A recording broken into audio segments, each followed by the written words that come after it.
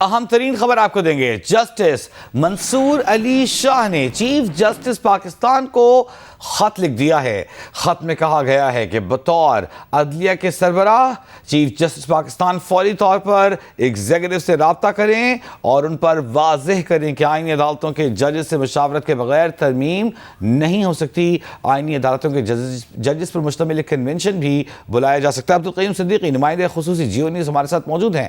عبدالقیوم صدیقی، کیا لکھا ہے جسٹس منصور علی شاہ نے خط میں؟ جی جسٹس منصور علی شاہ نے 6 صفحات پر مبنی خط ہے، اور اس خط کے اندر انہوں نے یہ کہا ہے کہ میری جو ہے چیف جسٹس پاکستان جو ہے آپ سے گزارش ہے کہ آپ بطور سربراہ عدلیہ فوری طور پر آئینی عدالتوں کے جج صاحبان کا ایک باضابطہ اجلاس بلائیں تاکہ اس مجوزہ 27ویں آئینی ترمیم پر ادارہ جاتی موقف جو ہے وہ تشکیل دیا جا سکے۔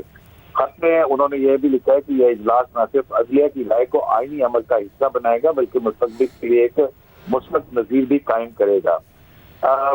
جیسے منصور علی شاہ اپنے خط کے اندر یہ مزید لکھتے ہیں کہ محترم چیف جسٹس صاحب، یہ لمحہ فیصلہ کن ہے۔ اگر عدلیہ خود اپنے آئینی تشخص کی حفاظت کے لیے متحد نہیں ہوئی تو آنے والے وقت میں اس کے فیصلے اور آزادی دونوں متاثر ہوں گے۔ تاریخ ایسے مواقع پر خاموش رہنے والوں کو یاد نہیں رکھتی بلکہ وہ ان اداروں کو یاد رکھتی ہے جنہوں نے آئین کی سربلندی کے لیے ادارہ جاتی عزم کا مظاہرہ کیا۔ خط میں مزید کہا گیا کہ یہی وہ لمحہ ہے کہ عدلیہ اجتماعی طور پر اپنی رائے ریکارڈ پر لائے اور یہ واضح کرے کہ آئینی ترمیم عدلیہ کے بغیر عدلیہ پر نہیں لاگو ہو سکتی۔ خط میں مزید یہ کہا گیا کہ میں آپ سے پرزور خواہش کرتا ہوں کہ سپریم کورٹ، ہائی کورٹس، وفاقی شرعی عدالت کے جج صاحبان سے باضابطہ مشاورت کی جائے۔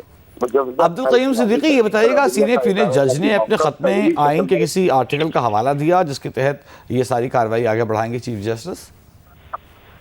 جی، وہ انہوں نے کسی آئین کا حوالہ تو نہیں دیا ہے، تاہم انہوں نے مختلف جو عدالتی نظائر ہیں اس حوالے سے مختلف ملکوں کے اس کا حوالہ دیا ہے۔ انہوں نے کہا کہ 2010 کے ایک فیصلے کا کہ کوئی بھی آئین کی عدلیہ سے متعلق ترمیم جو ہے اس کے اندر عدلیہ کی مشاورت جو ہے وہ ضرور شامل ہونی چاہیے۔ اسی طرح وہ یہی مطالبہ کر رہے ہیں کہ جب تک یہ مشاورت نہ ہو